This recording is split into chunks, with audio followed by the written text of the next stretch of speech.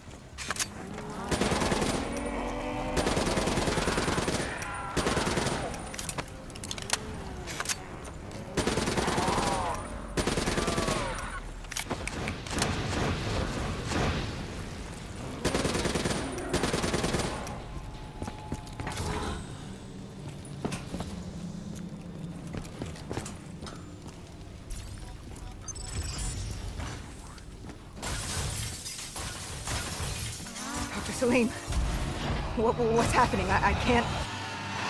Stay with me. Come back to my voice. I can't. I don't understand. Tell me what happened. I don't know. I saw robots and they were ripping me apart. What's happening to me? What was I seeing? It is a lapse. Your mind is wandering into the unknown. Your subconscious finding fears, dreams, doubts. Stay with me. Stay with my voice. You're still in the factory. You were about to make a discovery. Yes, there was a console ahead, and Diaz told me to interface to get access to their network. We had to find out what they were planning. Had you ever extracted information with your DNI before? No. Nothing can really prepare you for it. The flood of data, endless streams of infinite information, it's instantaneous, and it's an eternity. What did it show you? The Cotardis had a contact, an inside man at Coalescence World Headquarters in Zurich. We had his address, ID number, security details, the last of which was most telling. He had extensive security clearance at Coalescence. Specifically, he had access to 6115, the virus. Then let us do just that. Let us find him. Take me to his apartment.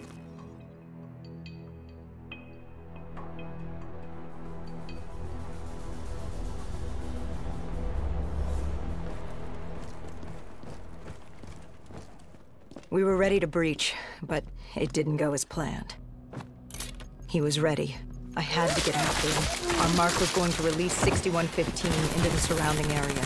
Remember, walk before you run. You weren't alone. Who else was there? Taylor? Taylor. Yes, he discovered our mark had just unleashed the virus into Old Town, turning civilians into the living dead. But Taylor didn't lead that day. No, he had Overwatch. He was our eyes in the sky. Sarah Hall, however... Sarah Hall, the team's intelligence expert, was with me. She had point. She found our mark. Apparently his supply of 6115 was 10 times what we initially believed. Enough to turn all of Zurich into a city of the dead. Hall had been with Taylor as long as Diaz. He practically raised her, trained her. He made her. With Taylor in the sky, Hall was our feet on the ground. She didn't have as much patience for fresh blood as Diaz. She was direct and focused. And right now, she was about to give me a lesson in target acquirement.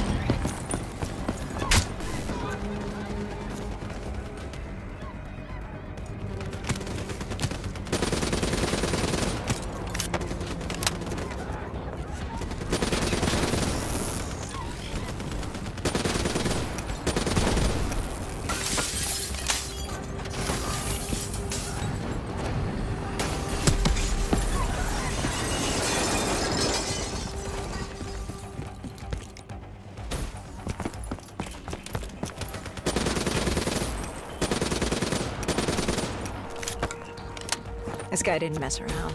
He had DNI just like us. He was hijacking any robotics he could, sending them after us.